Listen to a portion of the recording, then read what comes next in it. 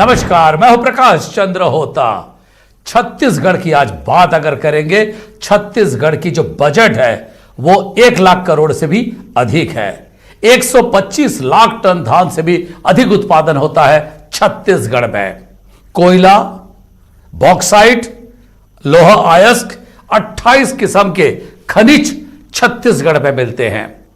वनोपज की बात करें, 35-36 किस्म के वनोपज छत्तीसगढ़ में मिलते हैं और यहां के जो वन संपदा है टोटल क्षेत्रफल के लगभग 34% है। लोग मेहनत कश है, पानी है, बिजली है, सब कुछ है, लेकिन लोग फिर पलायन क्यों करते हैं? आज इसी विषय पर हमारी चर्चा रहेगी, क्योंकि इस प्रदेश जब बनाया गया था इसीलिए बनाया गया था कि यहां पे संतुलित विकास हो। मध्य प्रदेश के जब हम अंग हुआ करते थे, इस इलाके में विकास कोसों दूर था। यही लगातार आरोप लगा और यही कारण था कि मध्य प्रदेश से अलग होकर छत्तीसगढ़ बना। सन 2000 में जब प्रदेश बना, जो टोटल जनसंख्या है उसके लगभग 10% से भी अधिक लोग उस वक्त पलायन कर गए थे। अकाल की बहुत मुश्किल स्थिति थी। कोविड जब हुआ तब पता चला 6.5 लाख लोग करीब वापस आए हैं और अब आज विधानसभा में यह बात उठी कि लोग फिर से पलायन करने मजबूर हो रहे हैं। प्रदेश में वन संपदा है, प्रदेश में खनिज है, अच्छा खासा राजकोष है, लोग अच्छे हैं, प्रबंधन अच्छा है, फिर लोग पलायन क्यों कर रहे हैं? इसी विषय पर चर्चा करेंगे। हमारे साथ है 3 वरिष्ठ मेहमान।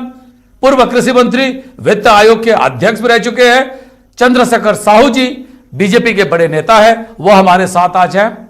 आरपी सिंह कांग्रेस के प्रखर प्रवक्ता है और साथ ही रहेंगे रवि भोई, छत्तीसगढ़ के जाने माने राजनीतिक विश्लेषक और पत्रकार। मैं आरपी सिंह साहब, चर्चा की शुरुआत आप ही से करूंगा। बजट 1 लाख करोड़ से भी अधिक, 125 लाख टन से भी अधिक धान का उत्पादन, लोग मेहनत कश, लेकिन पलायन का जो आंकड़े हैं वो हर बार हमको दिख रहा है। और इस बार जब कोविड हुआ, कोरोना हुआ, तो 6,37,000 लोग वापिस आए। इसको क्या समझा जाए? आरपी सिंह साहब। देखिए, इसको समझने के लिए बड़ा आसान सा रास्ता यह है कि आखिर पलायन होता क्यों है। होता जी, पलायन जो है छोटा मोटा शब्द नहीं, बहुत बड़ा शब्द होता है। और जितना मैंने पढ़ा है समाजशास्त्र, पलायन के 2 प्रकार होते हैं। एक आंतरिक पलायन होता है और दूसरा अंतर्राष्ट्रीय पलायन होता है।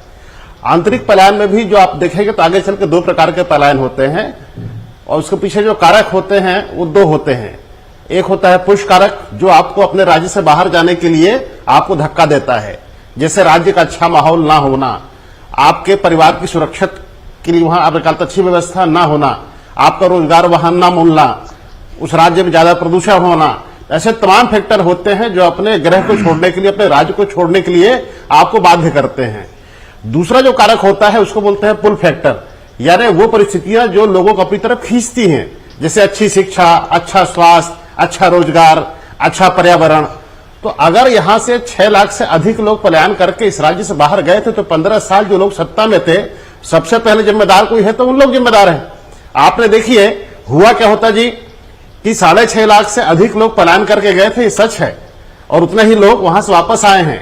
दूसरा सच ये है कि हमारी सरकार ने यहां पर राज्य स्थापना के बाद पहली बार मनरेगा में 26 लाख परिवारों को 150 दिन का काम दिया है और 2091 करोड़ रुपया, लगभग 2100 करोड़ रुपया भुगतान कर चुके हैं हम उनको, जो कि हिंदुस्तान में सर्वाधिक है। और राज्य का 1 साल का जो हमारा टोटल टारगेट है उसका 70% हम अचीव कर चुके हैं। तो एक तरफ भूपेश बघेल जी की सरकार है, जैसा कि आज माननीय भूपेश बघेल जी ने विधानसभा में कहा कि हमारे लिए विकास का पैमाना दूसरा है। हमारे लिए विकास का पैमाना यह है कि हम किसानों की कितनी मदद करते हैं, हम गरीबों की कितनी मदद करते हैं, हम मजदूरों की कितनी मदद करते हैं। हमारे लिए विकास का पैमाना रायपुर का स्काई वॉक नहीं है जिसमें करप्शन होता है। हमारे लिए जो है आपका विकास का पैमाना रायपुर नहीं, जो 400 करोड़ का घपला होता है। तो हमारी सरकार की मंशा बड़ी स्पष्ट है जी। ठीक है, ठीक है, ठीक है। आरपी सिंह साहब, मैं आपके पास फिर वापस आऊंगा। चंद्रशेखर साहू जी, 2001 से 2011 की अगर हम बात करें जनसंख्या की, लगभग 23% आबादी ग्रामीण से शहर की तरफ आ गए। रोजगार एक बड़े कारण है, पुल पुश फैक्टर की बात करें यह भी सत्य है, लेकिन अब यह भी देखने को मिल रहा है शहरों में उतनी रोजगार नहीं है, जिसके कारण लोग दूसरे राज्यों की तरफ मुखातिब हो रहे हैं, दूसरे राज्यों की तरफ जा रहे हैं। आप वित्त आयोग के अध्यक्ष भी रहे हैं और कृषि मंत्री भी हैं। छत्तीसगढ़ के 80% जनता खेती किसानी पर निर्भर है, पर यह भी विडंबना है कि कृषक जिसको हम कहते हैं उसका बड़ा एक अंश जो है, एक बड़ा परसेंटेज जो है वो भूमिहीन है या बहुत कम भूमि उसके पास है। यह पलायन कारण क्या है, और जैसे आरपी सिंह साहब कह रहे थे, आप उसको कैसे देखते हैं? जी होता जी, एक मैं शुरुआत करूंगा 1951 से, जब 40% या 40.88% कुल खेतिहर मजदूर हुआ करते थे। 10 साल बाद वो घट के 21.42% में निकला। उसके बाद इसका बड़ा अध्ययन हुआ। दूसरी पंचवर्षीय योजना, तीसरी पंचवर्षीय योजना, फिर चौथी, पांचवी और छठी पंचवर्षीय योजना जब हिंदुस्तान में लागू हुई तो इस पर बड़ा अध्ययन चला। मैं कोट करूंगा स्वर्गीय हरि ठाकुर जी को, जो यहाँ साहित्यकार थे और जिन्होंने पलायन की विभीषिका पर, पलायन की नियति पर और छत्तीसगढ़ का जो पलायन की पीड़ा है उस पर काफ़ी संदर्भ लेख और संदर्भ किताब भी उन्होंने लिखी थी। उसमें उन्होंने 4-5 कारण, मूल कारण में दर्शाया था। एक तो लगातार कृषकों का छोटे जोतों में तब्दील होना, भूमिहीन की ओर उनकी स्थिति बनना, फिर स्थानीय जो प्रशासन है उनका लोगों के प्रति जिस प्रकार से भाव रहा है शुरू से आखिर तक। मैं 15 साल और 55 साल के फेर में नहीं रहता। 55 साल जिस पार्टी की सरकार रही है, हिंदुस्तान की जो आज स्थिति है, क्या उसको हम जवाबदार मानेंगे नहीं मानेंगे, ये फैसला जनता करेगी और करती है।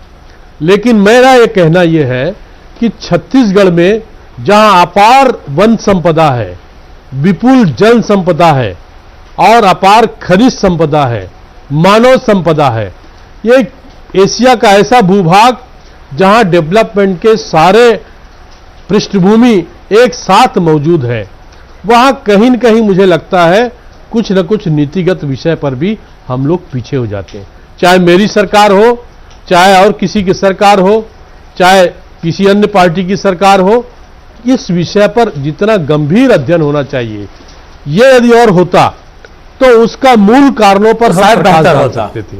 मुझे याद है जब मध्य प्रदेश विधानसभा में जब हम अर्जुन सिंह जी के साथ बैठते थे, उस समय माननीय मुख्यमंत्री जी के रूप में थे, उन्होंने एक पलायन पर 1980 के बाद एक अध्ययन कराया था और उसमें मीडिया के लोग भी थे। त्रिपक्षीय अध्ययन पलायन पर, न केवल छत्तीसगढ़ बल्कि जो विंध्य का क्षेत्र है जहां अकाल पड़ता है, और यहां का जो अकाल के एक प्रकार से यहां जो इतिहास है वो 1921 से चालू होता है लगातार, जब उस समय भी स्पेनिश फ्लू यानी प्रथम विश्व युद्ध के बाद, जब ये आज जो कोरोना काल की बात कर रहे हैं हम, ये पहली शुरुआत हो गई 100 साल पहले। उसके बाद से हमारे यहाँ अकाल की स्थिति पड़ी और अकाल में हमने पूरे आबादी को काम देने की दृष्टि से और उनको इंगेज करने की दृष्टि से आज भी सक्षम नहीं हो पाए, और धीरे धीरे जो आबादी है वो शहर की तरफ रुक की। और पूरे हिंदुस्तान में यदि शहरीकरण की प्रवृत्ति का अनुपात देखा जाए तो छत्तीसगढ़ में सबसे ज्यादा है, लगभग और राष्ट्रीय औसत से 2% ज्यादा है। जैसे मैंने वित्त आयोग में रहते इस बात का अध्ययन करने का मुझे अवसर मिला था। अब लगातार जो स्थिति बन रही है कि हम कैसे गांव में उसको इंगेज करें और शहरों में उसको कैसे ठीक प्रकार से सम्मानजनक जीवन निर्वाह करें। एक बात मैं कह के अपनी बात समाप्त करूंगा, जो हरि ठाकुर जी ने बात कही थी कि उनका कहना था कि उत्तर भारत में जो बड़े पैमाने पर ईंट भट्ठा चलता है उसको हमेशा लेबर की जरूरत पड़ती है, और वो ऐसा ताना बाना बनाए हुए हैं पिछले कई दशकों से, वो ताना बाना टूट नहीं पा रहा है। उनके लोग बैठते हैं चाहे जांजगीर चांपा जिला हो, चाहे हमारे महासमुंद जिला का बसना पिथौरा हो, चाहे अन्य कोई हिस्सा हो, चाहे बिलासपुर संभाग का दूसरा कोई ऐसा जी, जी। पार्ट जहां से लोग ये पूरी तरीके से लेबर को इंगेज करके ले जाते सर हैं। आज इस और बात कई को जगह लेकर शिफ्ट भी विधानसभा हुआ है। के अध्यक्ष और डॉक्टर निश्चित चरणदास रूप से महंत ने विधानसभा इसी में जो बात को चर्चा लेकर हुई है, श्रम मंत्री से बोले सर आज हाँ, मैं श्रम मंत्री के रूप में डॉक्टर जो चरणदास मुझे अनुभव महंत ने था उसको मैं श्रम शेयर कर मंत्री- रहा था और सर, अच्छी श्रम बात है मंत्री आज के रूप में विधानसभा में इस पर जीवंत बहस हुई। जी निर्देश दिए हैं जी, डॉक्टर होता शिव जी। कुमार डहरिया को, श्रम मंत्री को, हाँ, कि ये जो ठेकेदार गांव से ले जाते हैं लोगों को, उनका भी उनके ऊपर भी नजर रखा जाए, लेखा जोखा उनका भी रखा जाए। रवि भोई जी, मुझे एक बात बताइए, प्रदेश बना छत्तीसगढ़िया यहीं पे सम्मान से जिएगा, लेकिन स्वीकार करे या ना करे, पलायन तब भी जारी था, अब भी जारी है। आप क्या कहेंगे? देखिए होता जी, पलायन होता क्यों? पलायन ये होता है कि उनको रोजगार नहीं मिलता, रोजगार के लिए वो बाहर जाते हैं। हमारे यहाँ के लोग जाते हैं, यहाँ से कश्मीर जाते हैं, दक्षिण भारत जाते हैं, उत्तर भारत, पूरे देश भर में फैला हुआ यहाँ के लोग। सबसे पहली बात तो यहाँ रोजगार सृजन जो होना चाहिए था वो नहीं हो पाया, इस वजह से लोग पलायन करते हैं। इसके दो कारण है कि लोगों को यहाँ जितना पर्याप्त मजदूरी मिलना चाहिए वो नहीं मिलता, जैसा कि ईट भट्टा में ज्यादा उनको मिलता है, या उत्तर भारत या दक्षिण भारत में जाने से ज्यादा उनको मजदूरी मिलती है। एक तरफ ये भी समस्या है कि खेती के लिए पर्याप्त लेबर भी नहीं मिल रहे हैं। तो सवाल ये है कि हम कैसे रोकें, उनको किस तरह से रोकें। एक बात सुझाव में आया था कि मनरेगा के जो काम है उसको खेती से जोड़ दिया जाए। खेती से जोड़ने से उनको मजदूरी भी ज्यादा मिलेगी और किसानों को भी राहत मिलेगा, उनका जो एग्रीकल्चर प्रोडक्शन की लागत है वो कम होगी, तो लोगों को जो जहां है उसको अच्छा काम मिलेगा और उनको पलायन के लिए दूसरे राज्यों में या दूसरे जगह पे नहीं जाना पड़ेगा। तो एक अल्टरनेटिव अरेंजमेंट करना पड़ेगा और पलायन जो बना हुआ छत्तीसगढ़ के लिए एक बड़ी समस्या बनी हुई है, उसका समाधान निकल सकता है। दूसरी बात है ठेकेदार, यहाँ ठेकेदार लालच देके उनको ले जाते हैं और एक बड़ा इनका रैकेट काम करता है, उस पर कार्रवाई करनी चाहिए। कई बार इस समस्या आती है कि यहाँ से ठेकेदार ले गए और वहां पे ईट भट्टा पे रख लिया गया, उनको बंधुआ बना लिया गया, ये भी समस्या आती है, तो इस पर भी रोक लगानी चाहिए। तो सबसे बड़ी बात तो ये कि रोजगार हम उपलब्ध कराएं और उसको मनरेगा से जोड़ दें तो ज्यादा अच्छा होगा। जी आरपी सिंह साहब, मनरेगा से जोड़ने की बात कही जा रही है। मनरेगा 150 दिन का है, आप लोगों ने मांग करते 200 दिन का हो जाए। 365 में से 200 दिन खेती में आप और हम सब देख रहे हैं, जो खेती किसानी करते हैं, खेत के लिए मजदूर नहीं मिल पा रहे, धीरे धीरे करके हार्वेस्टर और बाकी मशीन उसका जगह ले रहा है। ऐसे में क्या विकल्प है? दूसरी तरफ से हम जिस बात कर रहे थे स्किल डेवलपमेंट की, स्किल डेवलपमेंट हो जाने के बाद भी महामारी की स्थिति निर्मित हुई। लगभग 5 महीने में कारखाना नहीं चलने जैसा है, क्योंकि डिमांड नहीं है, लोग मजबूर हैं घरों के अंदर रहने के लिए, मांग और आपूर्ति इसी के साइकिल में चलता है। फिर हम रोजगार कैसे दें, और ये जो एक सिस्टम, एक जो स्थिति बन रही है, इसको कैसे तोड़ा जाए? आरपी सिंह साहब। देखिए होता जी, जहां तक मेरी जानकारी है, आप और मैं, हम दोनों जो है सामान्य परिवारों से आते हैं, जिसका बैकग्राउंड जो है तो कृषि ही है। और आपके साथ मेरी चर्चा जब भी हुई सरकार बनने से पहले भी, ये बात मैंने हमेशा कही है होता जी कि इस राज्य की लगभग 80% आबादी जो है खेती पर निर्भर है, और खेती एकमात्र ऐसा माध्यम है जिसमें सरकार थोड़ा सा पैसा डालकर, थोड़े से संसाधन देकर बहुत सारे लोगों को रोजगार उपलब्ध करा सकती है। ऐसा दूसरा कोई सेक्टर किसी भी राज्य में है ही नहीं। तो हमने क्या किया, देखिए भूपेश बघेल जी की सरकार आने के बाद हमने खेती को लाभ का व्यवसाय बनाने की कोशिश की, और यही हुआ कि 1 साल के अंतराल के बाद आपने देखा होगा कि पंजीकृत किसानों की संख्या में 2 लाख से कहीं ज्यादा की वृद्धि हुई, धान की खरीदी में वृद्धि हुई। सही है, 17 लाख हमने से 19 लाख हमने क्या किया, स्वामीनाथन आयोग की कमेटी की रिपोर्ट कहती है कि 24, हाँ सुनिए आप, होता है कुछ समय दीजिएगा जी जी, थोड़ा ये पर समय विषय दीजिएगा। अलग है बोलिए बोलिए बोलिए। जी, विषय दूसरा तुम्हारा है, होता नहीं है, उसी पे आरोप। बात कर रहे हैं आप। अरे तुम्हारा तो इसी पे आ रहा, देखिए फिर क्या। ठीक है। अरे साहब थोड़ा रुक जाइए, साहब जी रुक जाइए, बीच मत बोलिए। ठीक है। देखिए हमने खेती को लाभ का व्यवसाय बनाने की कोशिश की, आपने देखा क्या हुआ। हमने गोधन योजना शुरू की, आपने देखा पहला भुगतान कितने का हुआ, दूसरा 4 करोड़ का हुआ। हमने क्या किया, 2500 का तेंदू पत्ता 4000 किया। पहले 7 महीना प्रोडक्ट खरीदे जाते थे, हमने बढ़ा के 31 किया। महुआ 17 रुपए था, हमने बढ़ा के 30 रुपए किया। अब मूल बात दूसरी सब है। दुरुस्त है। ना मेरा एक सेकंड जी। साहू जी, एक सेकंड खाली मैं एक सवाल पूछ लूं। आरपी सिंह साहब देखिए, जी। धान 180 दिन का है और साल 365 दिन का। मैं यही सवाल पूछ रहा हूं, धान के बाद अक्सर हमारे यहां देखा जाता है अक्टूबर नवंबर, यस, बारिश हो जाने के बाद लोगों की पलायन शुरू होती है। और यही इसीलिए मैं इस चीज को कह रहा हूं कि 180 दिन के धान है, 2 फसल नहीं हो पाता। लगभग 35%, सरकार के आंकड़े भी मान ले, लगभग 35% खेती जो है वो डबल क्रॉप या इरिगेशन है, बाकी तो मोनोक्रॉप पैटर्न है। ऐसे में लोगों को कैसे रोक पाए? गांव में रोकने का जो बात हम कर रहे हैं, 180 दिन के आगे हमारे पास क्या विकल्प बचा है? होता जी, आपका सवाल बहुत अच्छा, आपको धन्यवाद देता हूं। देखिए, लोग 180 दिन के बाद भी गांव में रहे, यही प्रबंध करने के लिए सरकार ने सिर्फ धान को लाभ की खेती नहीं बनाया है। हमारी सरकार ने राजीव गांधी न्याय योजना के तहत दलहन, मक्का, ऊपर से तिलहन, ये तमाम चीजों को हमने शामिल किया है। और आपकी जानकारी में तो यह बात है कि एक कमेटी बनी हुई है जो कि भूमिहीन जो कृषक हैं उनको कैसे हम लाभ दे सकें, इस पर भी काम कर रही है। सब मिला के लौटूंगा फिर वहीं, अगर गांव खुशहाल है तो देश खुशहाल है, अगर गांव में रहने वाला मजदूर किसान खुशहाल है तो हम आप सब खुशहाल हैं। रोजगार का सबसे बड़ा सेक्टर गांव है, इसलिए मैंने कहा ना, हमने फॉरेस्ट प्रोडक्ट पहले 7 थे, हमने उसको बढ़ा के 31 किया। हमने महुआ का दाम बढ़ाया, हमने तेंदू पत्ता का दाम बढ़ाया। श्रमिकों को रोजगार और किसानों को अपना व्यापार में लाभ, अगर उसको वहां देंगे तो राज्य छोड़कर बाहर नहीं जाएगा। हर आदमी अपनी मिट्टी से प्यार करता है, वो चाहता है कि जहां जन्म लिया, पूरा जीवन जहां बीता, उस अंतिम समय वही कटे। बहुत मजबूरी, कोई बाध्यता होती है तो सब आदमी छोड़ के गांव बाहर जाता है। सर एक फैक्टर ये भी है, रवि भोई जी, मैं आपसे सवाल पूछना चाहूंगा। जी साहू जी, एक सेकंड खाली एक सवाल ले लो, फिर मैं आपके पास आ रहा हूं। भोई जी, थोड़ा सा पंजाब की अगर बात करें, पंजाब में मजदूरी जो है 400 से 500 रुपया मिलता है, छत्तीसगढ़ में 150 से 200 रुपया मिल रहा है। जी, ये एक बड़ा फैक्टर होता है।